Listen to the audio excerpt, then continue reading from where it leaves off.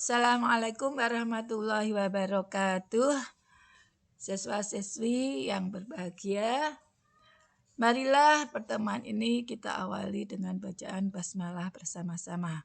Bismillahirrahmanirrahim. Bagaimana kabar kalian? Mudah-mudahan kalian tetap sehat, semangat, dan tetap dalam lindungan Allah SWT. Jangan lupa pembiasaan pagi, sholat duha, dan baca doa. Terima kasih.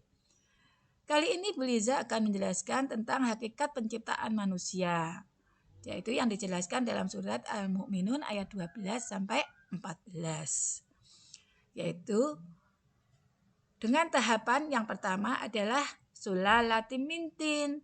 Jadi Allah itu menciptakan manusia dari sulalatin mintin. Apa artinya? Yaitu saripati tanah.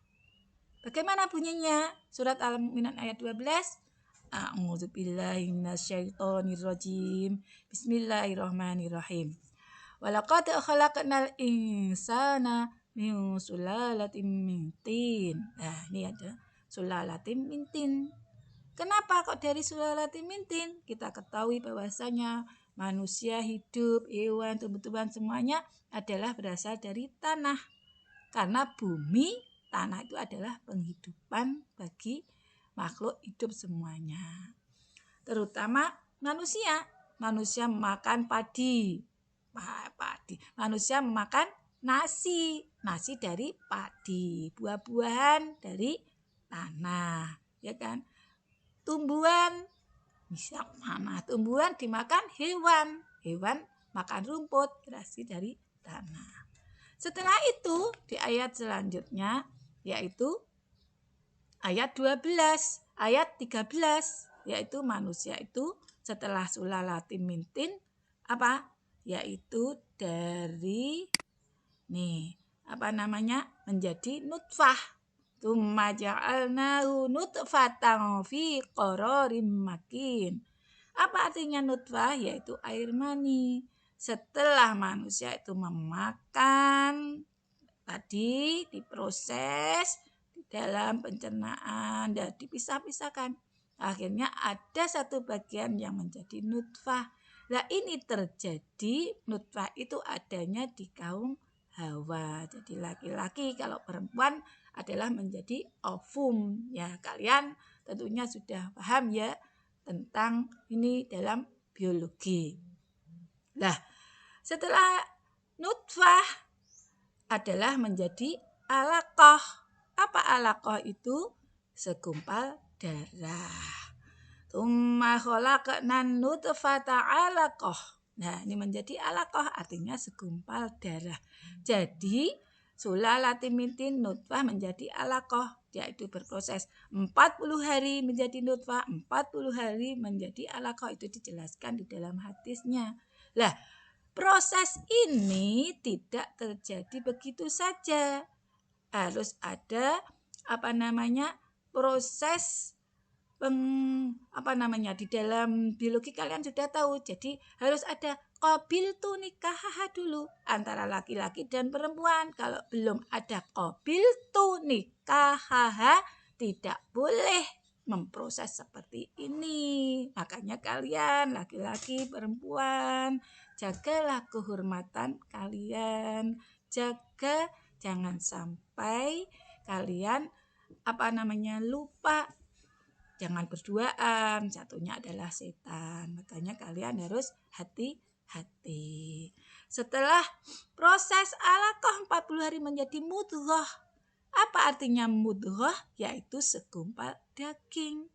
Nah, di dalam perut seorang ibu berarti setelah melalui proses hamil 40 hari lagi menjadi mudghah, yaitu segumpal daging. Setelah segumpal daging menjadi idhoman, tulang belulang menjadi tulang belulang. Setelah tulang belulang menjadi idhoma lahman, tulang belulang itu dibungkus oleh daging lagi. Itu di ayat 13. Nah, setelah di ayat 13 yang terakhir di sini summa khalaqna summa ansha'nahu khalqan akhar. Allah menjadikan makhluk yang berbentuk lain, bukan lagi nutfah, bukan lagi alaqah, mudghah, idhoman, tapi makhluk yang berbentuk lain, yang punya tangan, kaki lengkap, yaitu menjadi manusia. Yaitu fatabarakallahu ahsanul kholiqin. Maha suci Allah, pencipta yang paling baik. Itulah yang dijelaskan di surat Al-Mu'minun. Selanjutnya di surat An-Nahl ayat 78. Bagaimana bunyinya surat An-Nahl ayat 78? A'udzubillahi minasyaitonirrajim. Wallahu akhrajakum min butuni ummahatikum la ta'lamuna syai'a wa ja'ala lakumus sam'a wal absara wal af'idah la'allakum tashkurun. Shadaqallahul azim. Menjelaskan apa di surat An-Nahl 78? Bahwasanya Allah mengeluarkan manusia dari perut ibunya dalam keadaan tidak tahu apa-apa. Artinya belum bisa mengetahui apa-apa. Terus di situ Allah memberikan, menganugerahkan berupa pendengaran, sam'a, penglihatan, absor, dan hati, afidah. Makanya terus harus kita mensyukuri nikmatnya, la'alakum tashkurun. Lah itulah nikmat Allah yang tiada tara nilainya. Punya pendengaran, coba perhatikan. Kalau kita nggak punya pendengaran, kita cacat lah, itu kita alhamdulillah, kita harus bersyukur kita diberi kelengkapan indera oleh Allah lah. Nanti bisa kalian lihat di YouTube-nya ini tahap penciptaan manusia. Selanjutnya di dalam surat Al-Baqarah ayat 30 sampai 32. Di sini Allah menjelaskan tentang penciptaan manusia sebagai khalifah di ayat 30, 31, mengajarkan kepada Nabi Adam benda-benda seluruhnya. Terus yang ayat 32, bahwasanya Allah itu Maha Suci. Di ayat 31 ini Allah mengajarkan Nabi Adam bahwasanya manusia yang pertama diciptakan Allah adalah Nabi Adam. Nabi Adam diciptakan dari apa, anak-anak? Bahwasanya Nabi Adam itu diciptakan dari segumpal tanah yang diberi roh oleh Allah. Dan manusia kedua setelah Nabi Adam, siapa? Siti Hawa. Siti Hawa diciptakan oleh Allah dari tulang rusuk Nabi Adam alaihissalam. Lah kita keturunan Nabi Adam itu prosesnya tadi ya sesuai surat Al-Mu'minun 12 sampai 14 ini.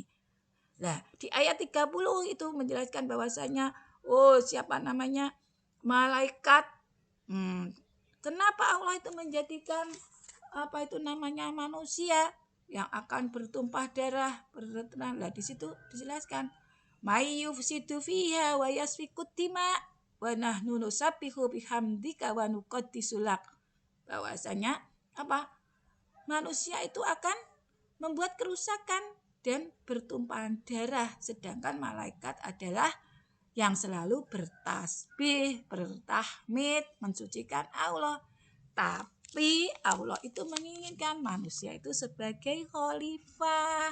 Malaikat tidak bisa. Lah di situ ya, itulah manusia itu adalah yang diciptakan Allah sebagai khalifah, sebagai pemimpin, sebagai pemelihara, bukanlah sebagai orang yang membuat kerusakan. Nah, di situ. Lanjut dalam surat Az-Zariyat ayat 56, yaitu yang menjelaskan tentang tujuan Allah menciptakan jin dan manusia. Jadi Allah itu juga menciptakan makhluk yang namanya jin. Untuk apa? Menyembah dan ibadah kepada Allah. Selain kalian, jin itu juga ada yang beriman, ada yang tidak. Yang kedua, menyembah Allah harus ikhlas. Yang ketiga, ibadah itu ada mahdhur dan ghairu mahdhur. Apa yang mahdhur dan ghairu mahdhur sudah kalian pelajari kan di fikih?